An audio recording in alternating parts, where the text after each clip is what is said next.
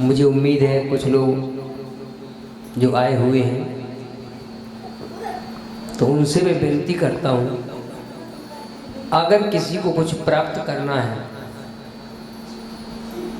तो मेरी हाथ जोड़ के प्रार्थना है, ऐसी कोई इच्छा हमारी पूरी नहीं है कि मेरे ये ठाकुर पूरी न कर सके। कोई घर मांगता है तो घर देते हैं, कोई बल मांगता है तो बल दे देते हैं, कोई धन मांगता है तो धन दे देते हैं। भगवान के लिए एक फूंक के बराबर है, भगवान के लिए ये खिलौना है। तो सबसे पहले भगवान ने कहा है कि मैं अपने भक्तों को सबसे पहले खिलौनों में लगाता हूं। भगवान सबसे पहले हमें कहाँ लगाते हैं? खिलौनों में। किसी को धन दे दिया, किसी को दौलत दे दी, किसी को रूप दे दिया, किसी को बीवी दे दिए, किसी को बच्चे दे दिए, किसी को भोग सामग्री दे दी, उसी में मदमंद हो रहा है, उसी में सुख समझ रहा है। कोई पैसों में खेल रहा है, कोई गाड़ी में खेल रहा है, यानी समझ नहीं रहा किसी को। तो मेरे ठाकुर ये खिलौना है। एक समझना, एक संसार की माँ अपने बच्चे को, जब बच्चा रोता है ना, तो संसार की माँ क्या करती है? सबसे पहले उसके सामने खिलौना फेंकती है, बेटा खेल। और जब खिलौने से नहीं खेलता है ना, तो किसी पड़ोसी कहेगी दीदी हमारे बच्चे को ले लो, खिलौना भी छोड़ देता है, फिर दूध देगी, निप्पल लगा देगी मुंह। लेकिन जब वो नहीं उससे भी चुप होता तो माँ तब अंत में गोद में लेती है। ऐसे ही हमारे ठाकुर, हमारे गोविंद, हमारी श्री जी जो जगत की माँ है, जिनके इशारे पर सृष्टि हुई है। जितनी देवियाँ, काली, दुर्गा, अम्बा, जगदम्बा, ये राधा रानी के अंश से प्रकटी हैं। वो ऐसी दयालु करुणामयी हमारी श्री राधा रानी हमें गले लगा लेती है। वो कब कि हम सुख को छोड़ करके, ये जो दुख मैंने बोला है कि पैसे से कोई सुखी नहीं होता, घर मकान से कोई सुखी नहीं होता, गाड़ी घोड़ा बंगला इनमें सुख नहीं है। तो भगवान ने पहले ही कहा है कि दुखालय में संसार, ये संसार दुख का घर है। जब इनमें सुख नहीं है, इनको छोड़ करके दृष्टांत दूं, छोटा सा दृष्टांत। ध्रुव जी महाराज को पता चला, जब मौसी ने कहा कि तूने पूर्व जन्म में भजन नहीं किया, तूने पूर्व जन्म में भजन नहीं किया, भजन किया होता तो मेरी गोद से पैदा होता। और तमाचा दिया घर पर और कहा कि दुष्ट, इस गद्दी की तुलना कर रहा है, इस गद्दी की अपेक्षा कर, इस गद्दी को पाना चाहता है, तो जा तू भजन करके आ। ओहो, ध्रुव जी महाराज अपनी मैया के पास पहुंचे, रोते हुए। मैया सुनीति ने अपने बालक को गोद उठाया और कहा कि लाला तू किसने मारा है, बोल। ध्रुव जी कहने लगे मैया मुझे मारा नहीं। फिर रोया क्यों रो रहा है? जब बोली मैया तू मुझे एक बात बता दे कि भगवान कहाँ मिलेगा? मुझे भगवान का भजन करना है, भगवान की प्राप्ति करनी है। ओहो,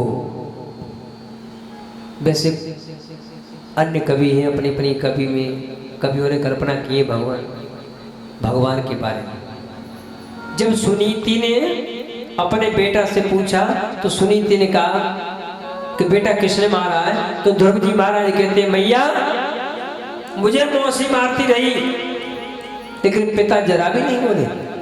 तो माताओं के अंदर कमी होती है, अगर ऐसा बच्चा बोल देता है तो माँ को ऐसी बात नहीं बोलनी चाहिए। माँ एक ही बात कहती है बेटा वो तेरे पिता नहीं।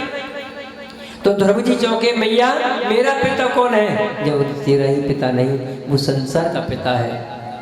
तो ध्रुव जी कहने लगे मैया संसार का पिता है, वो मेरा पिता कौन है?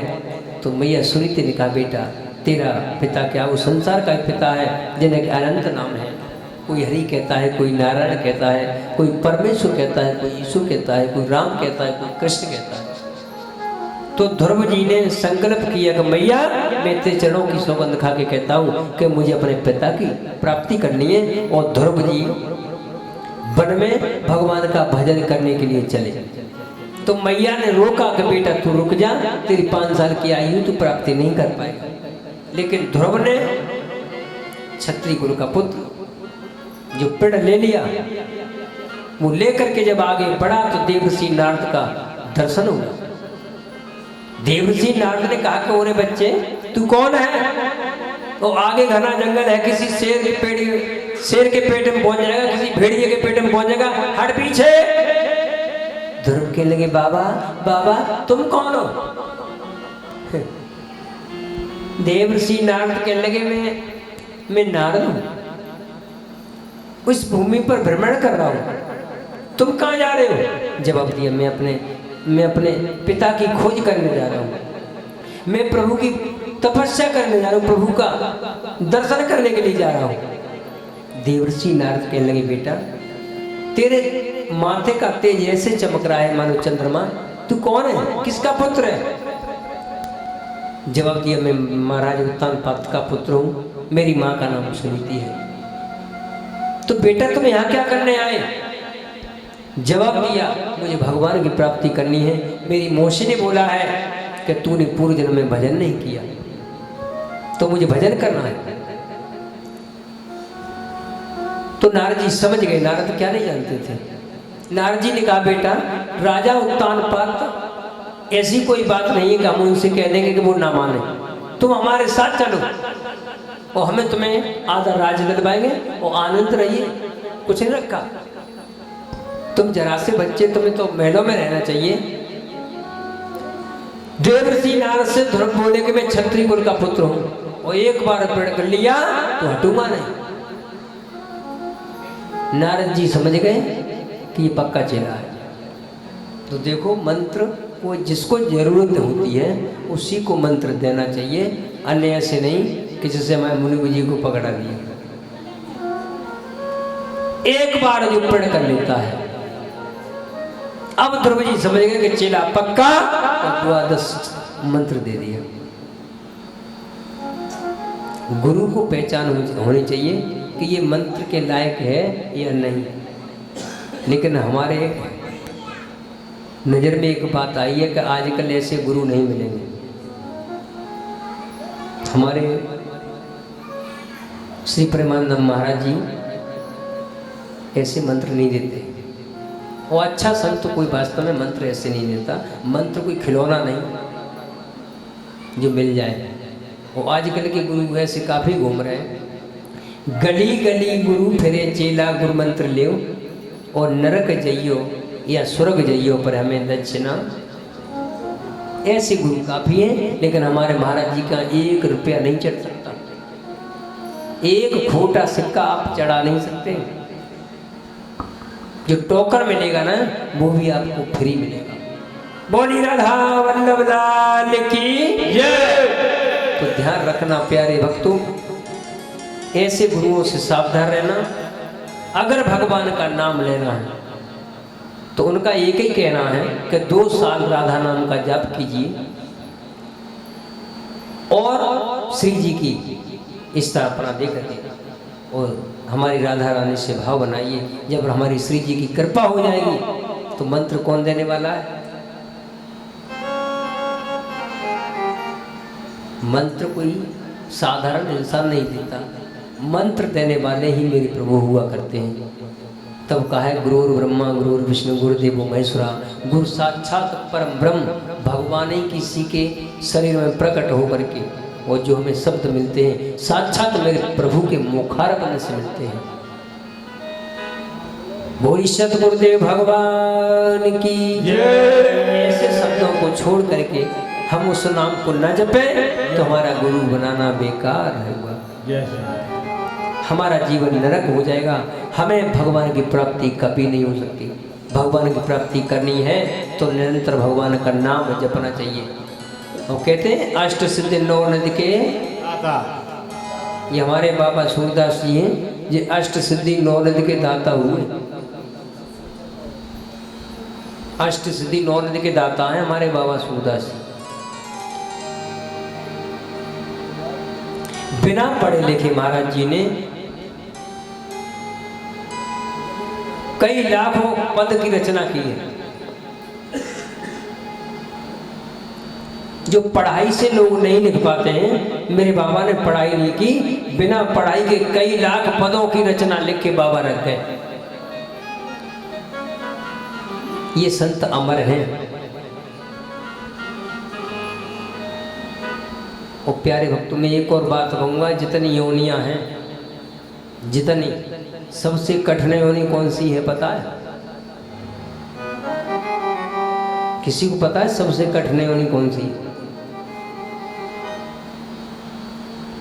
किसी को नहीं पता, मुझे अंदाजा पता तो होगा लेकिन बोल नहीं रहे। सबसे कठिन योनि है प्रेत योनि।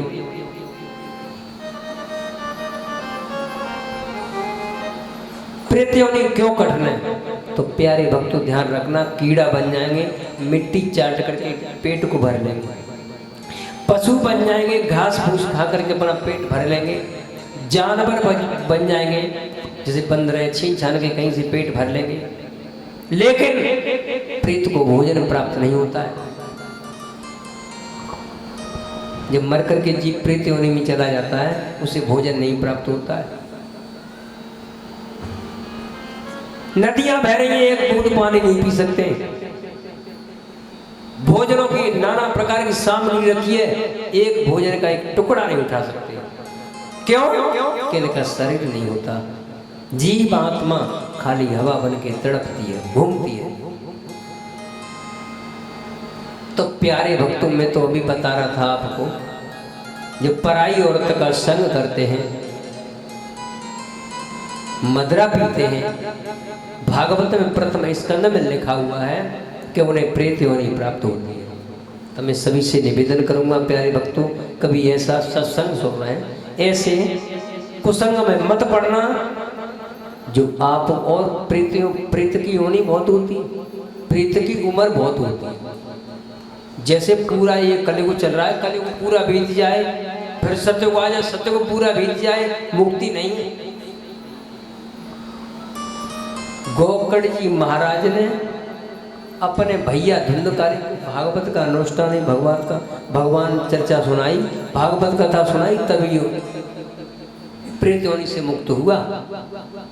तभी तो कहते कि भागवत भगवान की है आरती, और पापियों को पाप से है भागवते। अपने सनातन धर्म ग्रंथ में सबसे बड़ा अच्छा साधन है कि जिसको पाप नष्ट करने हैं तो भागवत सुनने से, लेकिन वक्ता अच्छा होना चाहिए। पवित्र जो वक्ता होता है, उसे उसके मुखारबिंद से भागवत सुनी जाती है तो हमारा पाप नष्ट हो जाता है।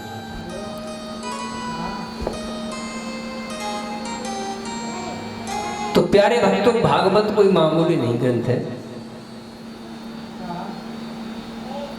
और जैसे अपराध होते हैं, हत्याएं होती हैं, एक बोलता है, क्या बोलते हैं, भ्रूण हत्या बोलते हैं, क्या बोलते हैं उसको, जो उदर में बच्चों को नष्ट कराते हैं। सब पाप क्षमा हो जाते हैं, ये भगवान पाप क्षमा ये वाला नहीं होता। कौन सा? जीव हत्या। जो जीव हत्या करते हैं, जो देखा उन्होंने अल्ट्रासाउंड में ये पुत्री है कि पुत्र है, उसको नष्ट कर दिया, या हमको जरूरत नहीं है उसको नष्ट कर दिया, इसको बोलते हैं भ्रूण हत्या। ये हत्या माफ नहीं हो सकती। आप ध्यान रखना, चाहे तपस्या कर लेना, चाहे सत्संग सुन लेना, चाहे कितना ही जतन कीर्तन कर लेना, ये हत्या माफ नहीं हो सकती। आपको भगवान क्षमा नहीं करते। इस हत्या का भी समाधान क्या है, ये श्रीमद् भागवत सप्ताह में स्पष्ट लिखा हुआ है कि ये सही क्रम से भागवत सप्ताह सुनी जाए और अनुष्ठान रखा जाए तो ये हत्या वो भागवत भगवान के आगे और साष्टांग प्रणाम करके लेट जाएंगे, हे प्रभु मैं आपके, जो आपके अंदर भगवान का अंश है, भागवत भगवान विष्णु का अंश बताइए, और उनके सामने लेट करके प्रणाम करते हैं कि प्रभु मैं प्रणाम करता हूँ, मेरे इस अपराध को क्षमा कर देना, तो ये भागवत ने दयालु है। इतनी कृपालु है कि वो पाप भी नष्ट हो जाता है। बोली राधा वल्लभ लाल की। तो प्यारे भक्तों, पहले तो गलती करना मत।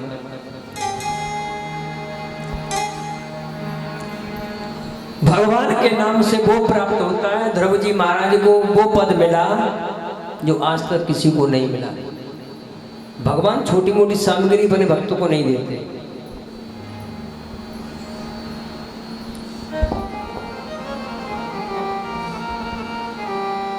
अब हमें और आपको क्या है, बहुत दुख में पड़े हुए हैं।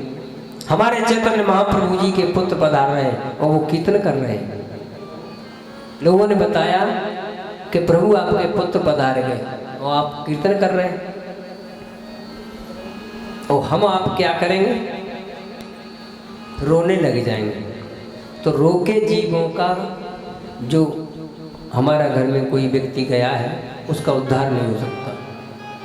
उस समय जोर जोर से भगवान का कीर्तन करें, भगवान का सत्संग करें, तो शायद कि उनकी आत्मा को शांति प्राप्त हो सकती है और मुक्ति भी मिल जाएगी।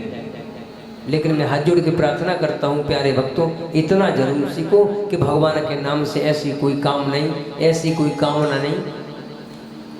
जैसे हमारे गुरु जी देते हैं, एक मंत्र देते हैं, जय जय राधा वल्लभ राधे राधे हमारा काम बना दो।